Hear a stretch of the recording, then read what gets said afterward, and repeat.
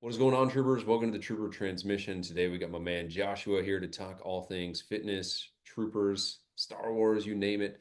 And so we got to start off with the first curveball question. What is your favorite Star Wars quote of all time? Oh, rebellions are built on hope. Rogue One. I mean, it's easy. That's a softball for me because Rogue One is just it's one of the greatest Star Wars movies of all time. Yeah. Yeah, And it's only gotten better with the latest Andor show, which we don't have bandwidth yeah, to cover, but that was fantastic. So let's yeah, let's wind the clock back a year ago. What was going on in your life? What was going on in your health and fitness journey that led to you feeling inspired? All right, I want to check out this Fit Nerd Academy thing.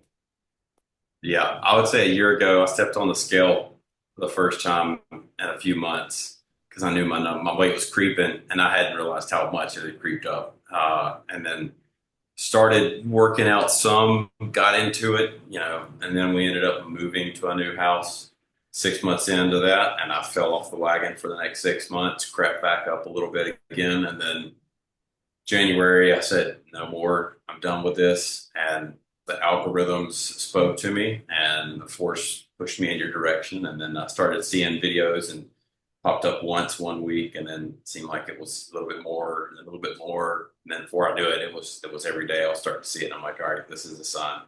I gotta do something. I gotta do something drastic. I gotta get on it quick. Yeah.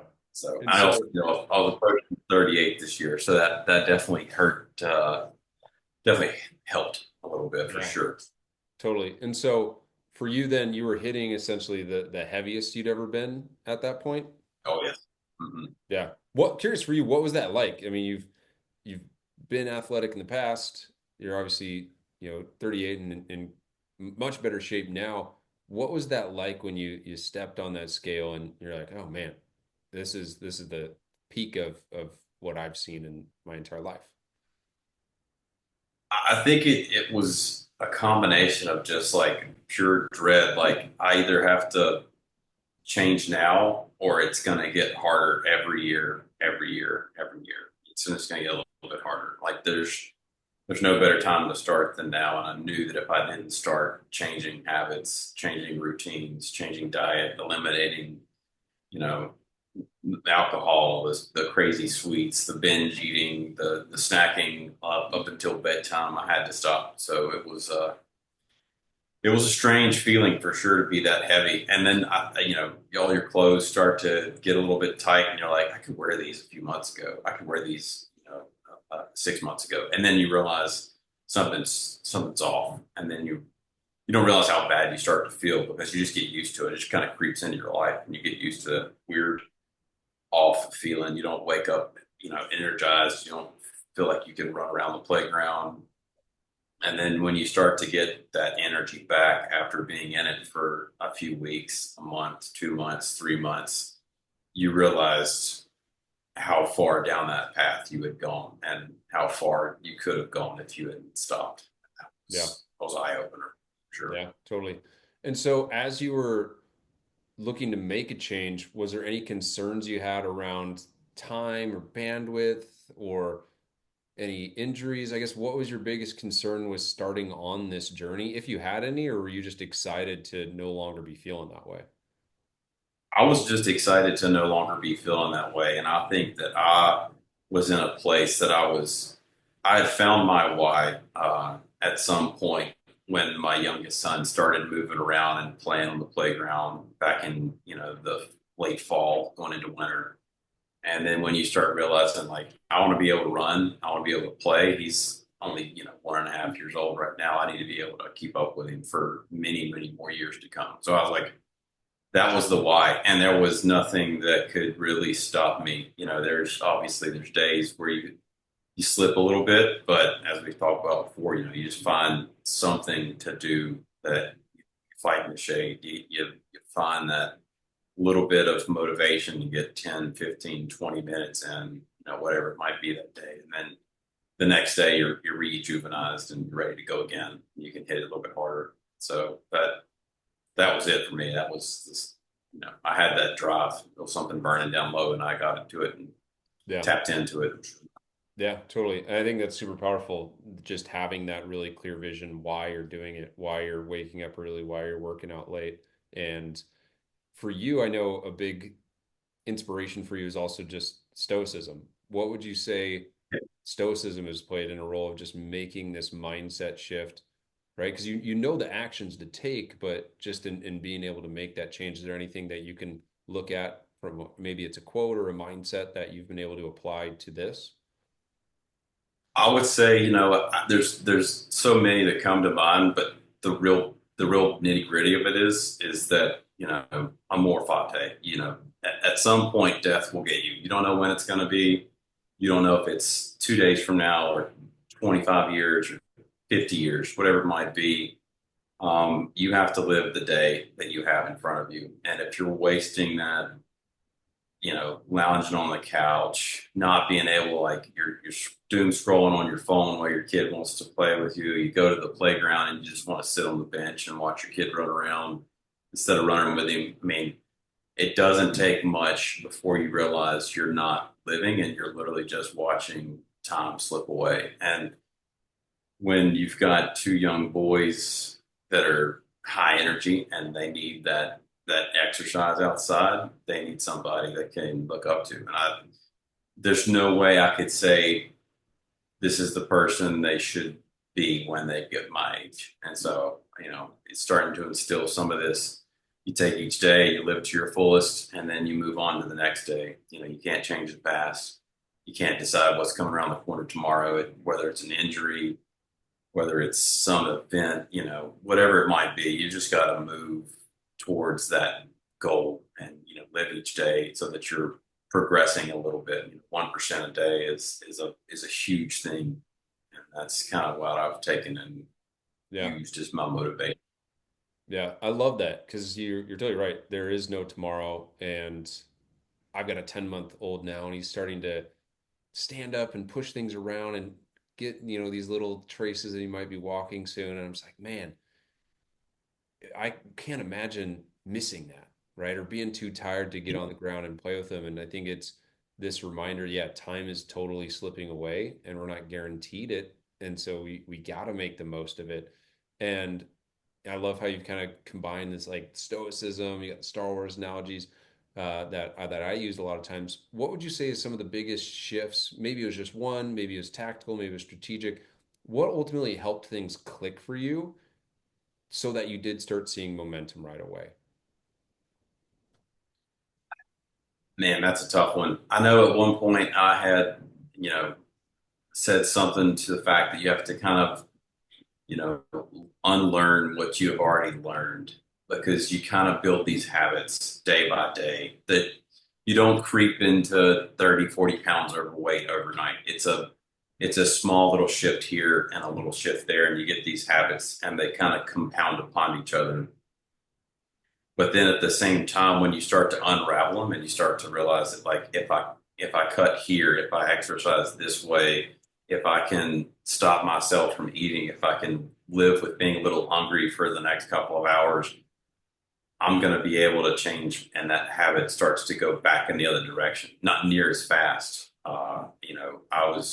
I felt like I was fortunate to drop as quickly as I did. It's probably because my why was two little boys running around. It wasn't, I want to look good for the beach. I want to fit in this particular clothing. I don't want to do this. Like, my why was two individuals who will rely upon me for the next 20 years probably. And that you cannot get that back. You have to take every minute and live it. Yeah. So So for you, was it almost willpower and just buckling down? Or I'm just curious for you, what you would say your three keys to success were that enabled you to go from, okay, I've got these habits that lead to me being 30, 40 pounds overweight to now being down 20 pounds and having so much more energy and clarity. What were the yeah, things that you either eliminated or the things that you added to your routine or to your yeah. mindset to be able to make that shift so quickly?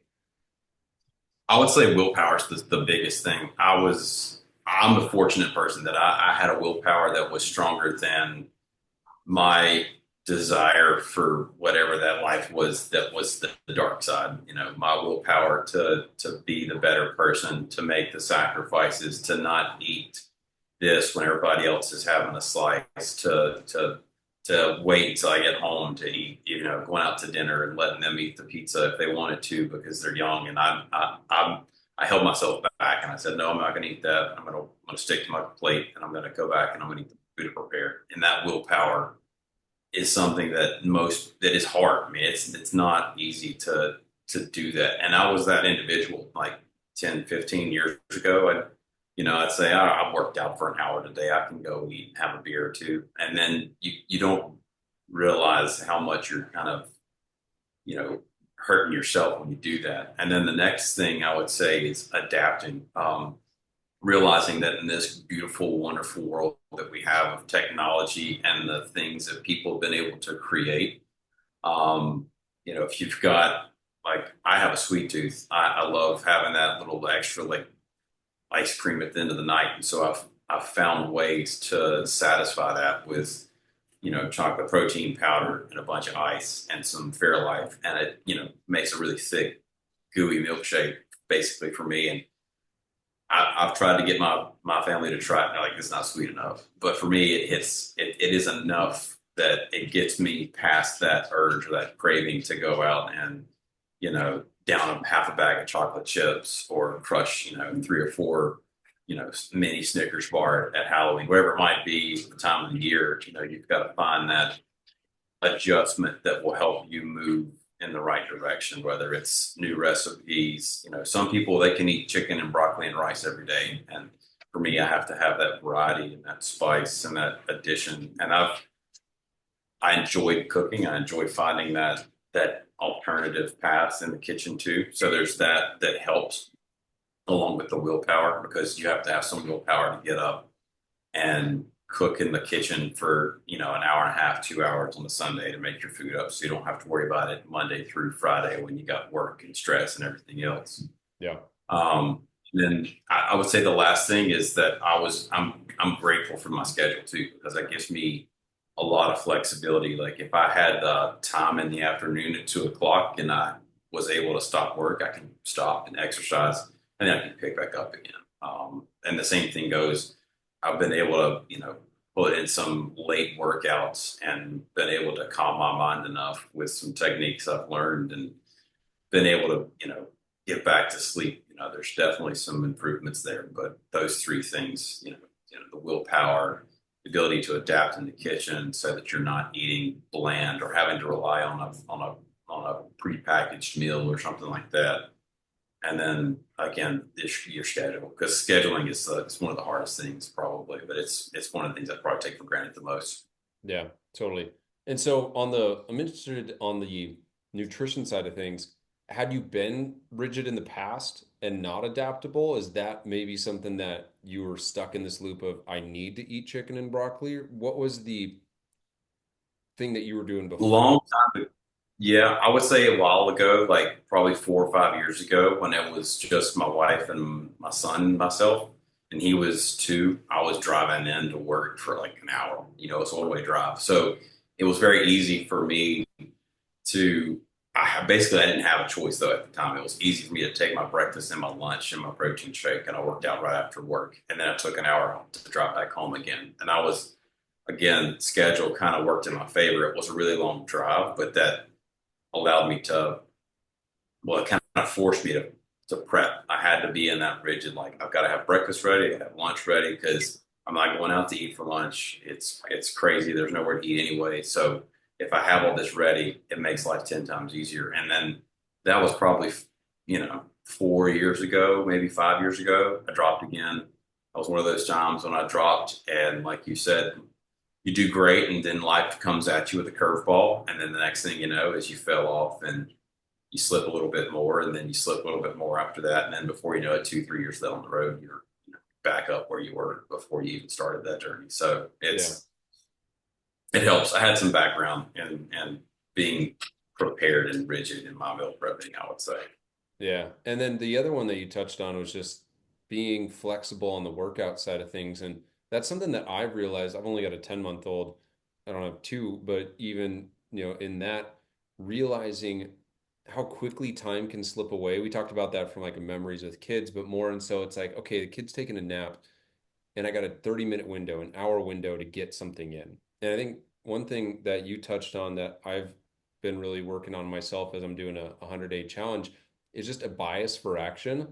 And if we use Rogue One as a analogy here, it's like when you're a rebel and you're trying to, make a quick 1-2 strike against the Empire, like you got to be decisive in those choices. Right. You can't sit there and think, should we steal this ship naval part? Should we attack this? It's got to be like decisive, bias for action, because that window is going to close. That window of the Death Star or whatever it is going to close.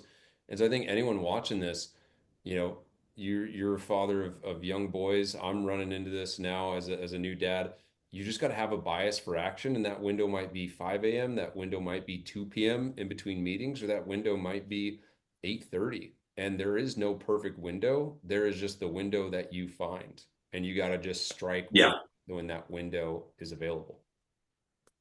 And that is I've seen that time and time again, and I never like I've tried the rigid like I'm gonna wake up and work out every morning, da da da da. I'm gonna do that every day. But then what happens is you get a cold, you get a sickness, and you slip a little bit, and you don't adapt, you break. You got to be flexible and you got to bend in the wind a little bit. Like you said, you've got to find those times, whether it's 10 minutes and you can put in a really hard, strenuous workout, whether it's hey, maybe I can't exercise today, but I can grab my kid, put him in the stroller, hold him on my back, whatever it might be, and take a walk outside.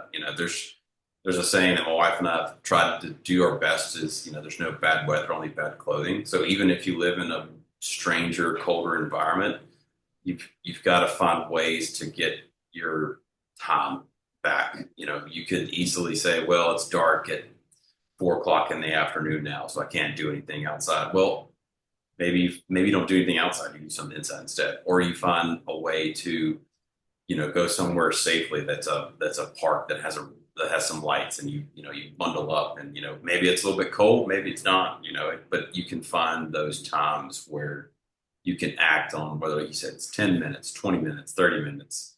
And you start to realize that all of that compounds and it adds up, and just any kind of movement towards progression and not staying sedentary is such a huge benefit. And most people take that for granted, I think. Yeah, absolutely.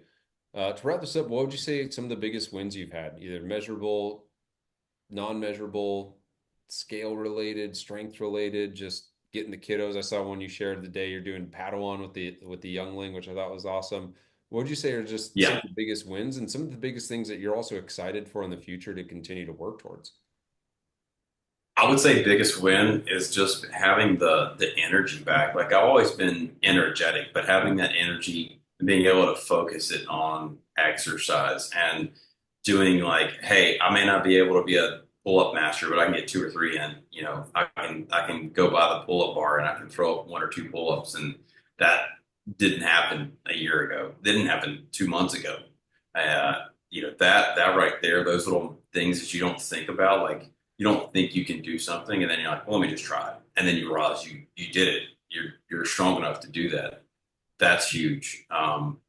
You know, a big win, and it's kind of like it's the blessing and curse that comes with being fit is that generally your clothing is gonna get too big, and you're gonna have to get rid of stuff, and it's gonna be too saggy, too baggy, too loose. You can't tighten up the belt enough. Like you're gonna have to go out and find you know, new wardrobe. And that right there, when you start having to do that and you're going in the opposite direction that you've been going for the last 2, 3, 4 years, and now I go like, I was buying this size and now I'm actually going down in the other direction. That's huge. Being able to physically see some of those changes. Oh man. And then having children is is such a blessing. Like they want to work out with me, and they just want to be around, and like when they see you, and that's why I try to push my workouts to the early afternoon as best as I can, so that they're there and they want to exercise with me,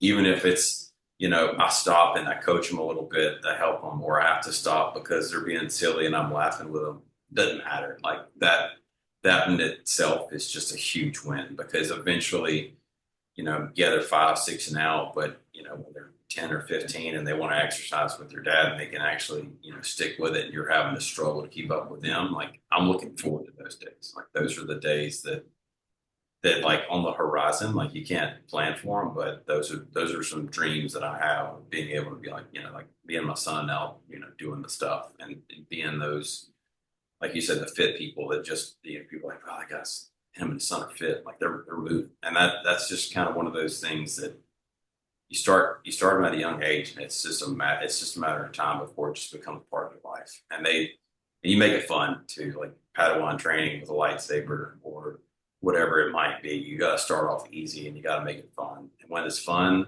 they want to do it over and over and over again, and then before long, it becomes routine because they just want to do it. It's pretty awesome.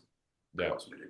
Yeah. I'm glad you mentioned that because, yeah, make it fun for the kids, and kids catch things as much more than they're taught. And so I'm glad that they're catching you working out because that's 100% going to lay the foundation for them. And I'm excited for that in my own journey. My son was pushing his little cart, and we put a book in front of it, and we're like adding books because it's like a weighted sled that he's pushing. And I'm like, all right, maybe he This doesn't is think he's awesome. pushing a sled, but this is the start of the journey. And yeah, I totally there with you. At some point, I'll get to do squats with my youngling, and that'll be the day. So, dude, thank you so Yeah. much for the time, the commitment, the Thank work you. you put in, the inspiration you've given to me and to other people in the community, and just keep it up, man. It's super cool to see you doing this with your boys. I think this is the epitome of being fit for the Republic because those boys and your family is your Republic at the end of the day. Yeah. And it is, and they love it, and I love it, and I appreciate the opportunity to just be a part of this because it's awesome. Yeah, absolutely, dude. Well, have an awesome rest of All the week, and we'll watch your career with great interest, as Palpatine says. Take care, man. all right. See